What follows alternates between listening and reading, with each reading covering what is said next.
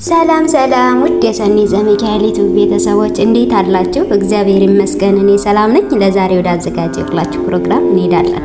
ወደ ፕሮግራሙ ውድ ተከታታዮቻችን እንግዲህ ባለፈው ፕሮግራማችን ስለ መላእክት አፈጣጠርና ከዋክብት እየተመለከትን ነበረ። ከዛ የቀጠለውን ዛሬ እንመለከታለን። እንዲሁ የአንዳንዶች ከዋክብት ቅርጽና ገጽ እንደየኮከቡ የተለያየ ነው። እንዲሁ የብርሃን ቀለማቸው እንደየወገናቸው የአንዱ ኮከብ ቀለም ከሌላው ኮከብ ቀለም መልክ የተለየ ነው። ከዋክብት እንደ መላእክት ታላላቅ ከሆኑት ከአራቱ ዓለማት ከኮሬብና ከዶላሌብ ከናጌብና ከአዜብ የተፈጠሩ ፍጥረቶች ሲሆኑ አንዳንዶች ከእሳት ዓለም ከኮሬብና ከነፋስ ዓለም ከአዜብ ብቻ ተፈጥረው በጠፈር ላይ የሚታዩ ናቸው። ከናጌብና ከአዜብ ተቀላቅለው የተፈጠሩት ከዋክብት የተፈጥሮ ባህሪያቸው ውሃና ነፋስ ስለሆነ አይታዩም። ነገር ግን በመንፈስ አካል ዓይን ብቻ እንጂ በስጋ የመልካቸው ቀለም በጣም የጠቆረ ስለሆነ አይታዩም። ነገር ግን በተመደቡበት ሰማይ ውስጥ ሆነው ጠፈራቸውን በሚያውዱበት ጊዜ ብርሃን ያለውን ኮከብን ይሁን ጨረቃን ወይም ደግሞ ጀንበርን ይጋርዱታል። ወደ ሌላው ዓለም ብርሃኑ እንዳይፈነጥቅ በግርዶሻቸው ይከልሉታል። እግዚአብሔር የመንፈስ ጸጋ የሰጣቸው ነቢያትና ሐዋርያት አባቶች በእግዚአብሔር ስም ለሚመጡ ሁሉ ከዋክብትን ምሳሌ አድርገው ያቀርቧቸዋል። የእግዚአብሔር አብ ምሳሌ የሆነው አብርሃምን የክርስቶስ ምሳሌ የሆነውን የሚወድ አንድ ልጁን ይስሐቅን ለመስዋዕት ባቀረበ ጊዜ እግዚአብሔር እንዲህ አለው፣ እግዚአብሔር በራሴ ማልኩ ይላል። ይህ ነገር አድርገሃልና አንድ ልጅንም አልከለከልክምና በእውነት በረከትን እባርካለሁ። ዘርህንም እንደ ሰማይ ከዋክብትና በባህር ዳር እንዳለ አሸዋ አበዛዋለሁ። ዘርህም ክርስቶስ የጠላቶችን ደጅ የሲኦል ነፍሳት ይወርሳል። የምድር አሕዛብ ሁሉ በዘርህ ይባረካሉ። ቃሌን ሰምተሃልና ይላል ዘፍጥረት 22 ቁጥር 16 ላይ። ከዋክብት የልዑላን ክርስቲያኖች የሊቃውንት ቅዱሳን ምሳሌ ሲሆኑ በባህር ዳር ያለ አሸዋ በክርስቶስ ስም ላላመኑ የአብርሃም ዘሮችና አሕዛብ ለሆኑ ተመስሎ አስቀድሞ በታሪክ ምስጢር ተነግሯል። የአብርሃም ዘሮች ዕብራውያን በግብፅ ለፈርዖን ባሮች በነበሩበት ዘመን የተነሳው የመልከ ጼዴቅ ዘር ለሆነ ለኢዮብ እግዚአብሔር እንዲህ አለው፣ አጥቢያ ኮከብ በአንድነት ሲዘምሩ የእግዚአብሔር ልጆች ሁሉ እልል ሲሉ መሠረቶቿ በምን ላይ ተተክለው ነበር? የማዕዘኗስ ድንጋይ ያቆመ ማን ነው? ኢዮብ 38 ቁጥር 6 ላይ። ስለ ክርስቶስ መምጣትና በባህር ላይ ስለመሄዱ አስቀድሞ ኢዮብ እንዲህ አለ፣ ሰማያትን ብቻውን ይዘረጋል፣ በባህሩ ማዕበል ላይም ይረግጣል። ድብ የሚባለውም ኮከብና ኦሪዮን የሚባለው ኮከብ ሰባቱን ከዋክብት በደቡብ በኩል ያሉትን የከዋክብት ማደሪያዎች ሰርቷል።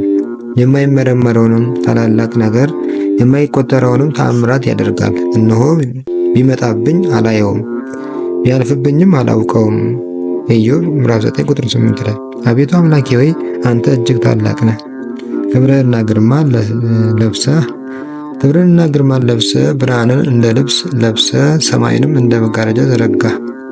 እልፍኙን በውሃ የሚሰራ ሰረገላውን ደመና የሚያደርግ በነፋስ ክንፍም የሚሄድ መላእክቱንም መንፈስ የሚያደርግ አገልጋዮቹንም የእሳት ነበልባል ለዘላለም እንዳትናወጥ ምድርን በመሠረቷ ላይ መሠረታት። መዝሙር 103 ቁጥር 1 ላይ።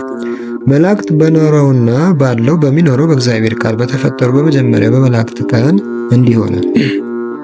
አንዱ መልአክ ከሌላው መልአክ በግርማና በክብር በኃይልና በስልጣን የሚበላለጡና የሚተናነሱ አድርጎ እግዚአብሔር በመፍጠሩና ያልነበሩ እንደነበሩ ምን እንደሆኑ ራሳቸውን እንዲያውቁ ነፃ አእምሮ ስለሰጣቸው እንዲህ አሉ። አንዱ የመላእክት ነገድ የሌላውን ነገድ ማን ፈጥሮ አመጣችሁ? እኛንስ ማን ፈጠረን? ወይስ እርስ በርሳችን ተፈጣጠርን እንዳንል እኛ ማን ወይም ምንድን እንደሆንን ሳናውቅ ራሳችንን መፍጠር አንችልም። ነገር ግን እኛን ፈጥሮ ያመጣን እኛነታችንን እንድናውቅ አእምሮ የሰጠን አለ። ማንም ያለ ፈጣሪ በቀር ራሱ ሳይኖር እርሱን ራሱን የሚፈጥር የለምና። እኛን የፈጠረን ነገር አለ፣ ነገር ግን አላየነውም፣ ስሙንም አላወቅንም። ስለዚህ የኖረውና ያለው የሚኖረው እርሱ ማን ነው? ስለኛ መፍጠሩን ራሱን ይግለጥልን፣ እናመስግነው። ይግለጥልንና እናመስግነው። በሰጠን አይምሮን ቀዲስ ቅኔ እንቀኝለት፣ ስሙንም በክብር እንድናነሳው ይንገረን አሉ። በዚያን ጊዜ መላእክት ነገድ ወገን በየነገዱ በየወገኑ በእግዚአብሔር ተፈጥረው በሚተረማመሱበት ዘመን ይቅርታ የማይደረግለት ከመላእክት አለቆች መካከል አንዱ አለቃ ሳጥናኤል ከመላእክቶች አለቆች ይልቅ በግርማና በኃይል በክብርም ይበልጣቸው ስለነበረ መላእክትም የፈጠራቸውን ስሙን ለማወቅና ለማመስገን ቸኩሎ ስለነበረ ተመልክቶ እንዲህ አለ። ለእኔ እንድትሆኑና እንድታገለግሉኝ፣ እንድትሰግዱልኝ፣ እንድታመሰግኑኝ ፈጥሬያችኋለሁ አለ። ለሐሰትና ለትዕቢት፣ ለተንኮል፣ ለጥፋት ሁሉ ሳጥናኤል አባታቸው ሆኖ ተገኘ። ለመጀመሪያ ጊዜ ሐሰት ከሳጥናኤል ተወለደች። ለዚህ ነው ጌታችን ኢየሱስ ክርስቶስ በሥጋ በተገለጠ ጊዜ እንዲህ አለ፣ እናንተ ከአባታችሁ ከዲያብሎስ ናችሁ፣ የአባታችሁንም ምኞት ልታደርጉ ትወዳላችሁ። እርሱ ከመጀመሪያው ነፍሰ ገዳይ ነበረ፣ እውነትም በእርሱ ስለሌለ በእውነት አልቆመም። ሐሰትን ሲናገር ከራሱ ይናገራልና ሐሰተኛ የሐሰት አባት ነውና፣ እኔ ግን የእውነትን የምናገር ስለሆንኩ አታምኑኝም። ዮሐንስ ምዕራፍ 8 ቁጥር 44 ላይ በአዛዝኤል ነገድ ስር የነበሩትና በሌሎችም መላእክት ነገድ ከተፈጠሩት ብዙኃን የነገድ መላእክት መካከል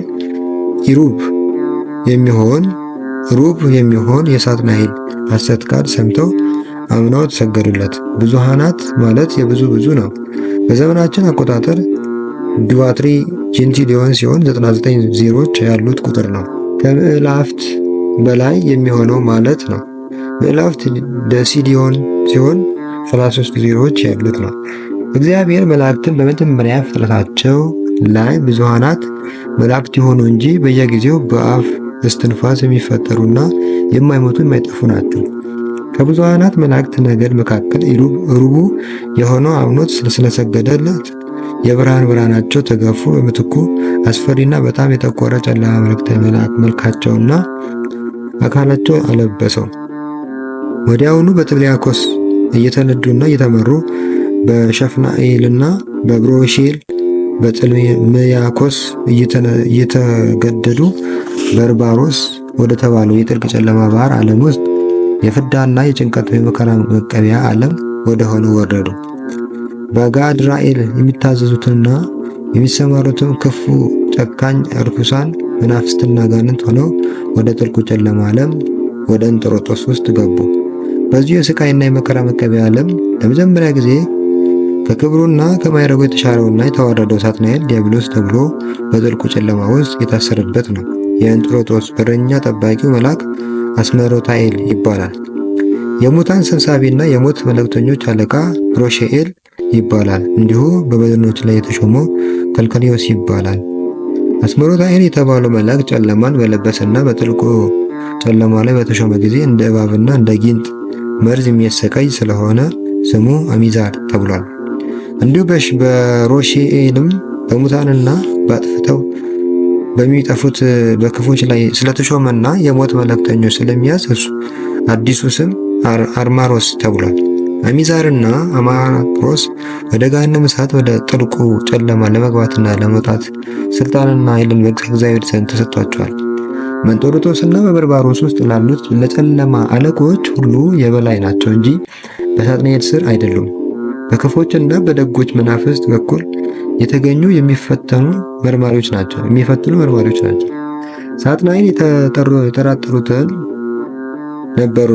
ሳጥናኤልን የተጠራጠሩት ነበሩና የበርባሮስ መሃሉንና አስፈሪው ስፍራ በጥብልያኮስ ስም ጥብልያ ይባላል።